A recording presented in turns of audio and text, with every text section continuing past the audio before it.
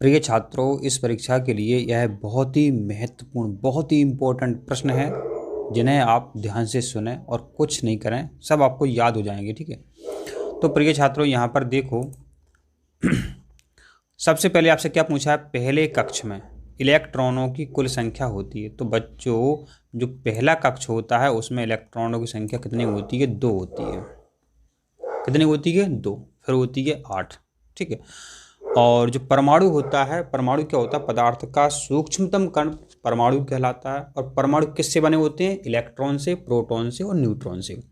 Electron पर ऋणावेश होता है, प्रोटॉन पर धनावेश होता है और न्यूट्रॉन पर शून्य आवेश होता है, जिसे जीरो भी कहते हैं या उदासीन कहते हैं। ध्यान दें, इलेक्ट्रॉन की खोज किसने की थी? जे थॉमसन ने की थी। न्यूट्रॉन की खोज जेम्स चैडविक ने की थी। और प्रोटॉन की खोज रदरफोर्ड ने की थी, लेकिन कई किताबों में गोल्डस्टीन भी लिखा हुआ है। तो परीक्षा में ऐसा प्रश्न आया है कि प्रोटॉन की खोज किसने की थी, या तो गोल्डस्टीन लिखा हुआ मिलेगा आपको या रदरफोर्ड लिखा हुआ मिलेगा। ठीक है, यही इतने इंपॉर्टेंट क्वेश्चन थे परमाणु से।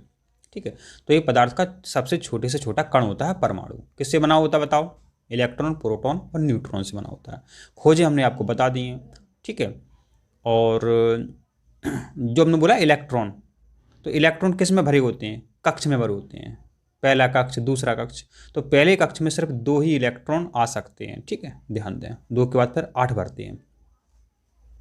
चलो, अब प्रिय छात्रों, आपका अगला प्रश्न है, क्या है ये प्रश्न? आपसे क्या पूछ रहा है, ध्यान दें। आंख के सामने स्थित वस्तु का प्रतिबिंब बनता है। माने आप ऐसे मोबाइल देख रहे हो, तो मोबाइल का जो प्रतिबिंब है बच्चों, अभी कहाँ बन रहा है? ये आपके बन रहा है रेटिना पर। आंख के सामने स्थित वस्तु जो भी है उसका प्रतिबिंब रेटिना पर बनता है।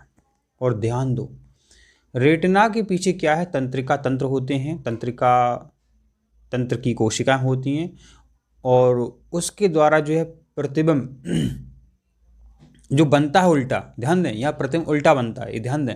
लेकिन मस्तिष्क जो है अपना उस प्रतिबिंब को सीधा कर देता है, ये भी ध्यान रखें। ऐसा पूछेंगे कि रेटिना पर प्रतिबिंब कैसा बनता है, तो उल्टा बनता है। सीधा कौन करता है? मस्तिष्क करता है, ये भी पूछ सकते हैं। ठीक है, और यहाँ पर प्रश्न पर इससे क्या बनेगा? आयरिस से। तो आयरिस जो है आंखों में जाने वाले प्रकाश की मात्रा को नियंत्रित करता है, आयरिस। इससे भी प्रश्न बनता है। ठीक है, एक प्रश्न और बनेगा कि जो नेत्रदान किया जाता है, जो नेत्रदान किया जाता है, तो क्या दान किया जाता है? तो कॉर्निया, कॉर्निया दान की जाती है नेत्र की। ठीक है, तो इतने फैक्ट थे आपके, आशा करते हैं आपको समझ में आ गए हैं। अब आपका अगला प्रश्न है बच्चों, आपका अगला प्रश्न है, देख लेते हैं अपन क्या पूछा है आपसे। निम्नलिखित में से कौन सा एक नवीकरणीय, नवी माना होता है जिसको अपन दोबारा से नवीन कर सकें, माने बना सकें, ये होता है नवीकरणीय साधन। 2 प्रकार के होते हैं, नवीकरणीय और अनवीकरणीय। से कोयला है, वो अनवीकरणीय है, उसको दोबारा से नहीं बना सकते हैं। नवीकरणीय जिसको हम दोबारा से बना सकते हैं।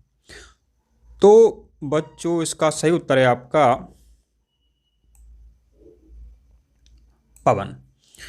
जो बच्चों आप ध्यान देना, कई जगह पवन चक्कियाँ होती हैं। अपने मध्य प्रदेश में देवास में बहुत पवन चक्कियाँ हैं।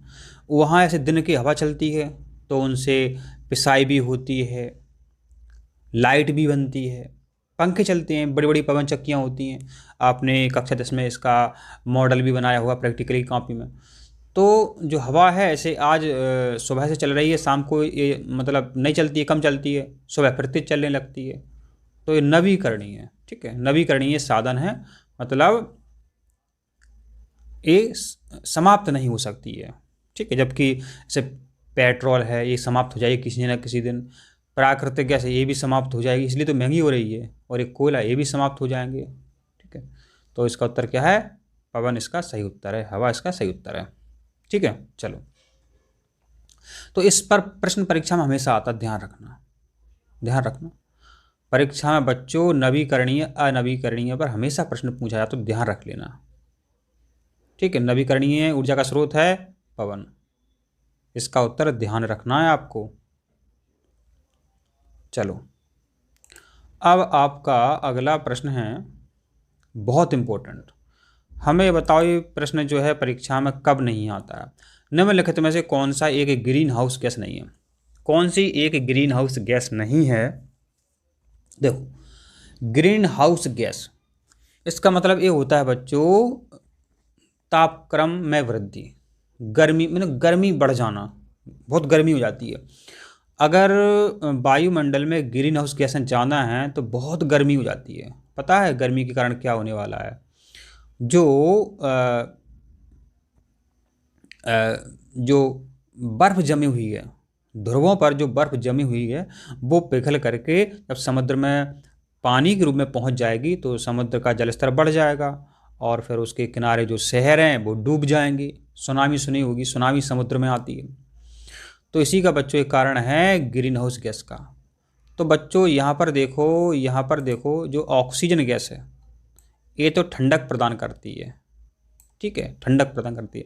जबकि अगर देखो यहाँ पर देखो, ये नाइट्रोजन डाइऑक्साइड है, इसकी मात्रा में वृद्धि होती है तो गर्मी में वृद्धि होती है, गर्मी होने लगती है। जलवाष्प, इसको समझो, आपने देखा होगा बरसात के टाइम जब पानी बरस जाता है, जब पानी बरस जाता है तो कितनी गर्मी लगती है, और जब तेज धूप होती है तो जलवाष्प बनती है, तो कहते बहुत भभका पड़ा हुआ है, बहुत भभका पड़ा है, ऐसा बोलते हैं अपन गांव में, ठीक है। फिर कार्बन डाइऑक्साइड, एक कार्बन डाइऑक्साइड क्या है? धुआं वाली गैस होती है कार्बन डाइऑक्साइड, ठीक है। तो परीक्षा में पूछेंगे दो तरीके से कि कौन ग्रीन हाउस गैस है और कौन नहीं है। कौन है ये आपके सामने है, नाइट्रोजन डाइऑक्साइड है, जलवाष्प है और कार्बन डाइऑक्साइड। एक गैस और होती है CH4, मीथेन गैस और होती है, ठीक है। तो ये आपको ध्यान रखना है। क्या पूछा है आपसे? नहीं पूछा है, हाँ पूछा है। नहीं पूछा है तो आपकी ऑक्सीजन गैस सही है। इसका संकेत होता है O2। इसका संकेत क्या होता है? O2 होता है। और अपन सांस के द्वारा ऐसी ऑक्सीजन गैस को लेते हैं और वायुमंडल में यह 21% पाई जाती है। कितनी? 21%। कौन सी गैस? ऑक्सीजन। 21% पाई जाती है वायुमंडल में, पता हो आपको।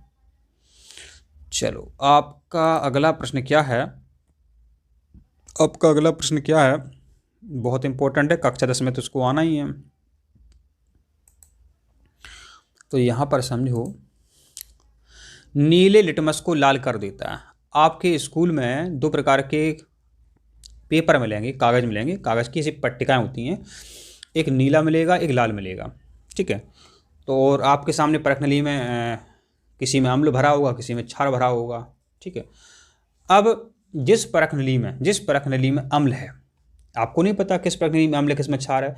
आपके पास दो पट्टी हैं कागज़ की, पेपर की, नीले लिटमस की और लाल की। आपने नीले लिटमस पेपर को क्या है, अम्ल में डुबाया, तो अगर वो लाल हो जाए तो आपको तो पता नहीं अम्ल है, मतलब नीला लिटमस अगर लाल हो जाए तो उस परखनली में अम्ल होता है। यहाँ पर आपको ध्यान रखना है, बहुत इंपॉर्टेंट है, भूल जाते। इसको हम याद करवा रहे हैं, टेंशन मत लो आप, यहाँ पर याद करवा रहा है आपको। देखो, एक नाम याद रख लो, अनिल। अनिल, क्या नाम याद रख लो? अनिल नाम याद रख लो। माने अम्ल में नीला लिटमस कैसा हो जाता है? लाल हो जाता है। अनिल, अम्ल में नीला लिटमस लाल हो जाता है। एक नाम याद रख लो, छलनी। छलनी, क्षार में लाल लिटमस नीला हो जाता है। छलनी, क्षार में लाल लिटमस नीला हो जाता है, ठीक है। तो अनिल अपन इससे याद करेंगे। हमने अनिल नाम के लड़के से पूछा, बताओ नीला लिटमस को लाल कौन कर देता है? तो अम्ल। अनिल, अम्ल में अम्ल जो है नीले लिटमस को लाल कर देता है, ठीक है। चलो,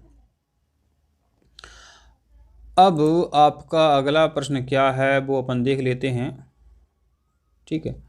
चलो प्रिय छात्रों, अब आपका प्रश्न है, वायु के सापेक्ष जल का अपवर्तनांक है। तो वायु के सापेक्ष जल का अपवर्तनांक कितना होता है? 4/3 होता है। ये आपको यहाँ पर ध्यान रखना है, बहुत इंपॉर्टेंट प्रश्न है। अब बच्चों आपके सामने अगला प्रश्न है, इसको समझना, इसको समझना। क्या पूछ रहा है आपसे? क्या पूछ रहा है आपसे?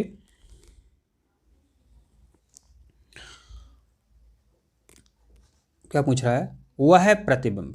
जिसे पर्दे पर प्राप्त किया जा सकता है क्या कहलाता है? वह प्रतिबिंब जिसे पर्दे पर प्राप्त किया जा सकता है क्या कहलाता है? ठीक है, तो बच्चों जिसे अपन पर्दे पर प्राप्त कर सकें, जिसे अपन पर्दे पर प्राप्त कर सकें उसे क्या कहते हैं? तो जिस प्रतिबिंब को पर्दे पर प्राप्त कर सकते हैं बच्चों उसे कहते हैं वास्तविक प्रतिबिंब। देखो, जो तुम्हें वास्तव में दिख रहा है सामने तो उसी तो मानोगे वास्तविक, माना पर्दे पर फिल्म चल रही है तो क्या है? वास्तविक प्रतिबिंब है, आपको दिख रही है वास्तव में। तो वह प्रतिबिंब जिसे पर्दे पर अपन प्राप्त कर सकते हैं, पर्दे पर देख सकते हैं, वो होता है आपका वास्तविक प्रतिबिंब। कैसा होता है? वास्तविक प्रतिबिंब, आभासी नहीं होता। ठीक है, वास्तविक प्रतिबिंब होता है आपका जिसे अपन पर्दे पर प्राप्त कर सकते हैं, पर्दे पर प्राप्त कर सकते हैं वास्तविक प्रतिबिंब को, ये आपको पता ही चल गया है। अब आपका अगला प्रश्न है, क्या है? ओजोन परत वायुमंडल के किस भाग में पाई जाती है? तो ओजोन जो परत है बच्चों ये समताप मंडल में पाई जाती है। बहुत इंपॉर्टेंट प्रश्न है। ओजोन परत कहाँ पाई जाती है? समताप मंडल में पाई जाती है, ध्यान रखें। यह करती क्या है? यह अल्ट्रावायलेट किरणों से रक्षा करती है, नहीं तो कैंसर हो जाएगा फिर बहुत लोगों को। यह अल्ट्रावायलेट माने अवरक्त किरणों से रक्षा करती है। ओजोन परत कहाँ होती है? समताप मंडल में होती है। ठीक है, ध्यान रखें। ओजोन का संकेत क्या होता है? O3 होता है, O3 पूछ सकते हैं, वैसे कठिन नहीं पूछेंगे आपसे, इतना ही पूछेंगे आपसे, संकेत पूछ सकते हैं O3, बस इतना आप ध्यान रख लें, बस कुछ नहीं।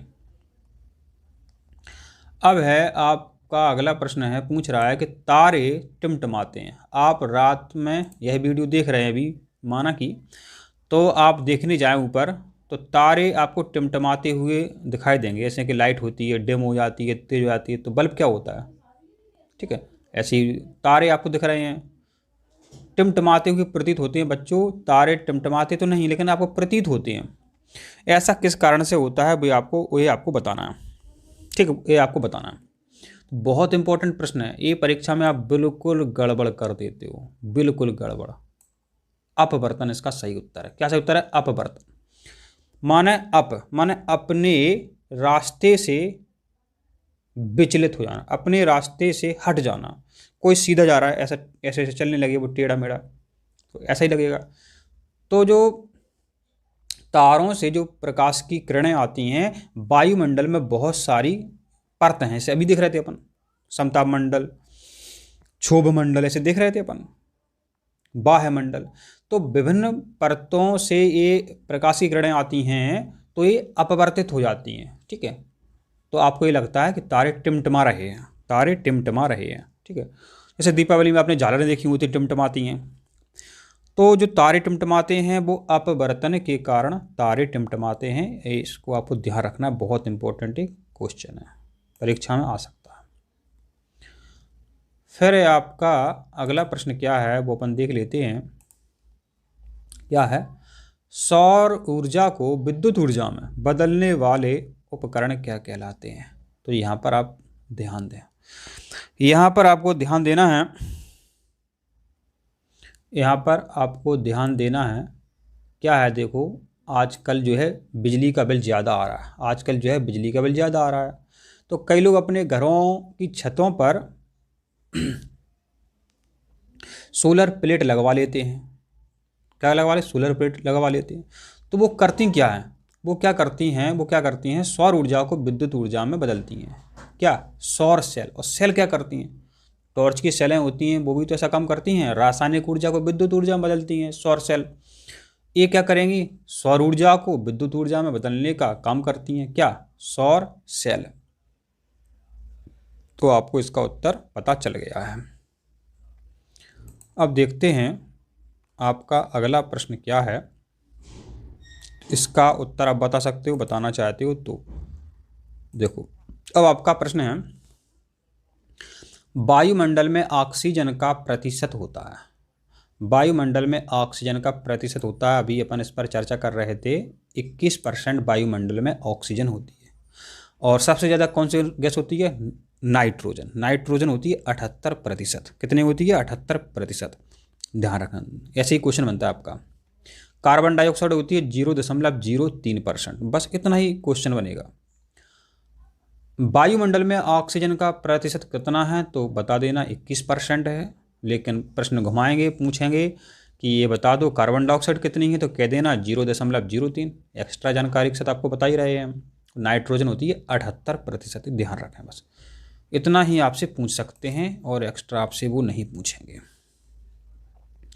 अब आपसे क्या पूछा है इन्होंने, ध्यान दो। एक कोशिकीय जीव का उदाहरण है, एक कोशिकीय जीव का उदाहरण है, तो यह बोर्ड परीक्षा में भी आता है, यह बोर्ड परीक्षा में भी आता है। तो इसका उत्तर है एक कोशिकीय जीव का अमीबा। अमीबा एक कोशिकीय जीव है, अमीबा एक कोशिकीय जीव है। अमीबा है आपका, यूग्लिना है, पैरामीशियम है। अमीबा, यूग्लिना, पैरामीशियम एक कोशिकीय जीव के उदाहरण हैं। इसकी ट्रक है अयूपैप। आ माने अमीबा, यू माने इग्लिना और पैप माने पैरामीशियम, अयूपैप। ठीक है, तो एक कोशिकीय जीव का उदाहरण है, या तो यहाँ अमीबा लिखा मिलेगा, या यूग्लिना, या पैरामीशियम। यही आपको 3 विकल्प यहाँ पर देखने को मिलेंगे। ठीक है, तो यहाँ पर अमीबा लिखा हुआ है, इसलिए आपका इसका उत्तर यहाँ पर जो है अमीबा सही हो जाता है। एक कोशिकीय जीव का उदाहरण है अमीबा, आपने याद कर लिया है। अब आपका अगला प्रश्न है, क्या है, यदि एक चुंबक को 4 बराबर भागों में तोड़ा जाए तो कितने उत्तर और दक्षिण ध्रुव प्राप्त होंगे। तो समझो बच्चों क्या होता है, देखो आपके पास एक चुंबक है, एक चुंबक है जो कि हमेशा उत्तर दक्षिण दिशा में ठहरती है, उत्तर दक्षिण दिशा में चुंबक ठहरती है। तो ध्यान देना, उसको आप जितनी बार भी तोड़ते जाओगे उसकी एक चुंबक को तुमने तोड़ा, दो चुंबक बन गई, 2 चुंबक बन गई, और प्रत्येक चुंबक में उत्तर उत्तर दक्षिण ध्रुव होंगे, उत्तर दक्षिण उत्तर दक्षिण। तो 4 चुंबक थी, तो 4 उत्तर और 4 दक्षिण ध्रुव बन जाएंगे। ठीक है, ये आपका उत्तर यहाँ पर कंप्लीट हो जाता है।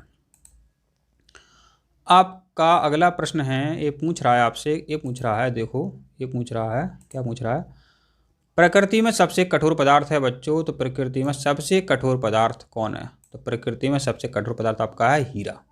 प्रकृति में सबसे कठोर पदार्थ क्या है, हीरा। हीरा कहाँ मिलता है अपने मध्य प्रदेश में, पन्ना जिले में मिलता है, ध्यान रखना। हीरा जो है पन्ना जिले में मिलता है अपने मध्य प्रदेश में, इस पर भी हमेशा प्रश्न बनता है। अब आपका अगला प्रश्न है, क्या कह रहा है आपसे, आयरन का संकेत है। आयरन माने होता है लोहा, लोहा का संकेत है, सबको पता है, ये तो बहुत सरल है। Fe लोहे का संकेत है, आयरन का संकेत है Fe को लोहा भी कहते हैं, Fe को लोहा भी कहते हैं। बस इतना ही वो पूछेंगे, एक्स्ट्रा वो नहीं पूछने वाले हैं। ये देखो, ये तो बहुत सरल है, समझना चाहिए आपको। क्या है, प्रकाश संश्लेषण प्रक्रिया में उत्पन्न होने वाली गैस है। माने जो पेड़ पौधे होते हैं प्रकाश संश्लेषण करते हैं, तो वो लेते क्या क्या हैं, कार्बन डाइऑक्साइड और जल लेते हैं, और बनाते क्या हैं, ऑक्सीजन गैस बनाते हैं, प्राणवायु ऑक्सीजन गैस बनाते हैं, और अपना वो भोजन बनाते हैं। ठीक है, तो क्या बनाते हैं, तो ऑक्सीजन गैस बनाते हैं और अपना भोजन बनाते हैं। भोजन का सूत्र क्या है, ग्लूकोज का C6H12O6, ये उसका सूत्र है ग्लूकोज का। ठीक है, तो ऑक्सीजन गैस बनती है, ये उत्पन्न होती है, पेड़ पौधे उत्पन्न करते हैं प्रकाश संश्लेषण क्रिया के द्वारा, और इसी गैस को हम अपने फेफड़ों में लेते हैं, जिससे हम सभी जीवित हैं। ठीक है, तो ऑक्सीजन आपको ध्यान करना है। चलो अपन अब अगला प्रश्न देखते हैं कि आपसे पूछ रहा है। ये बहुत इंपॉर्टेंट है, लड़कियां इसको देख सकती हैं, अच्छे से समझ सकती हैं। क्या है, सोने की शुद्धता को व्यक्त किया जाता है। सोना माना होता है सोना, जिसके आभूषण बनते हैं, जेवर बनते हैं। ठीक है, तो आप कभी दुकान में जाएं तो जो जेवर बनाते हैं सुनार लोग, वो 16 कैरेट का जेवर बना सकते हैं, 20 कैरेट का बना सकते हैं, 22 कैरेट का बना सकते हैं, ऐसे बोला जाता है, 24 कैरेट का बना सकते हैं। तो 24 कैरेट का जो सोना होता है वो एकदम शुद्ध होता है, एकदम शुद्ध होता है 24 कैरेट का सोना। तो जितना कैरेट में वृद्धि होती जाएगी उतना वो सोना महंगा हो, 24 कैरेट से ज़्यादा नहीं होता, पहली बात तो ये। और अपने जो आभूषण होते हैं वो 22 कैरेट के बनाए जाते हैं। कितने, 22 कैरेट के बनाए जाते हैं। सस्ता वाला लोगे तो उसमें कैरेट की जो मात्रा है घट जाएगी, माने कैरेट माने उसमें सोने की मात्रा घट जाएगी। तो शुद्धता माने जितना कैरेट आप जेवर बनाते जाएंगे अधिक कैरेट वाला, उतनी सोने की शुद्धता होती जाएगी। तो मतलब कैरेट के द्वारा नापते हैं हम शुद्धता। दुकानदार से बोल देना हमें 24 कैरेट का जेवर बनवाना है, तो वो मान लो एकदम शुद्ध सोने का बनेगा। अब आपका अगला प्रश्न है, क्या है आपका अगला प्रश्न, देख लेते हैं। यहाँ है जल है एक, जल क्या है? तो बच्चों जो पानी होता है एक यौगिक होता है। क्या होता है? यौगिक। इसका हम जब सूत्र देखते हैं तो क्या है? इसका सूत्र देखते हैं तो क्या सूत्र है इसका? H2O। ठीक है, तो ये जल क्या है? एक यौगिक है, ये मिश्रण नहीं है। मिश्रण में तो चीज़ें कम होती हैं, ज़्यादा होती हैं, तत्व है नहीं, क्योंकि तत्व शुद्ध होते हैं। ध्यान रखना, तत्व एकदम शुद्ध होते हैं, जैसे हाइड्रोजन है, लिथियम है, सोडियम है, पोटेशियम है। तो जल क्या है? एक यौगिक है। आपके सामने कोई भी सूत्र आ जाए तो वो सब यौगिक होते हैं। आप सूत्र जानते हो तभी तो बता पाओगे। इतना ही याद रख लो, जल है एक यौगिक। अपन अब अगला प्रश्न देखते हैं, क्या आपसे पूछ रहा है अगला प्रश्न, क्या कह रहा है आपसे, वो अपन देख लेते हैं। ठीक है, अपन देख लेते हैं। क्या है? स्वतंत्रता पूर्वक लटके हुए किसी चुंबक का उत्तरी ध्रुव इंगित करता है। ठीक है, तो उत्तरी ध्रुव क्या इंगित करेगा? सिंपल सा प्रश्न है और सिंपल सा इसका उत्तर है, कोई समस्या वाली बात नहीं है। पार्थिव, क्या लिखा है यहाँ पर देखो, पार्थिव चुंबकीय उत्तरी ध्रुव की ओर। क्या लिखा है? पार्थिव चुंबकीय उत्तरी ध्रुव की ओर। ठीक है, क्योंकि यहाँ प्रश्न भी क्या रहा है, चुंबक का उत्तरी ध्रुव इंगित करता है। ठीक है, क्या उत्तर है इसका? पार्थिव चुंबकीय उत्तरी ध्रुव की ओर। चलो अपन अब अगला प्रश्न देखते हैं, आपका अगला प्रश्न क्या है। अगला प्रश्न है, ये भी बहुत इंपॉर्टेंट है। क्या पूछ रहा है आपसे? क्या पूछ रहा है? लोहे पर लगी जंग का रासायनिक सूत्र। लोहे पर लगी जंग माने लोहे पर जंग लग जाती है, तो अपन इसका अंदाज लगाना, जंग कैसे लगती है, जंग कैसे लगती है। इसका उत्तर रटना नहीं, देखो जंग कैसे लगती है। Fe क्या है? लोहा हो गया। वायुमंडल में ऑक्सीजन होती है। जंग कब लगती है? जब पानी में ये लोहे का बर्तन है उसमें डला हो, पानी गिरता रहता हो, किस पर? लोहे के बर्तनों पर। ठीक है, तो ये आपका लोहे की जंग का सूत्र है, Fe2O3 × H2O। ये लोहे की जंग का सूत्र है, ध्यान रखना, बहुत इंपॉर्टेंट है। ऐसे पूछेंगे कि संक्षारण का उदाहरण है, तो लोहे पर जंग लगना, ऐसा बना सकते हैं आप। ठीक है, आप अगला प्रश्न देखते हैं और अपना ये अंतिम प्रश्न है। क्या है? सोडियम बाइकार्बोनेट का सामान्य नाम है। यहाँ पर ध्यान, सोडियम बाइकार्बोनेट, यहाँ ध्यान रखना, बाई का ध्यान रखना। बाई क्या करती हैं? खाना बनाती हैं। बाई क्या करती हैं? खाना बनाती हैं। तो इसी से उत्तर इसका निकाल सकते हो, नहीं तो आप परीक्षाओं में इसका उत्तर भूल जाओगे, गारंटी से इसका उत्तर भूल जाओगे। तो यहाँ पर ध्यान दो, अगर बाई हटा दो तो ये धावन सोडा सही हो जाएगा आपका उत्तर। अगर बाई नहीं हटाते हो, बाई से ध्यान रखना, खाने वाला सोडा माने खाने का काम, खाने का सामान कौन बनाती हैं? बाई बनाती हैं। ठीक है, तो आपने क्या सीखा? सोडियम बाइकार्बोनेट का सामान्य नाम है खाने का सोडा, बेकिंग सोडा। ठीक है, इसको बेकिंग सोडा भी कहते हैं,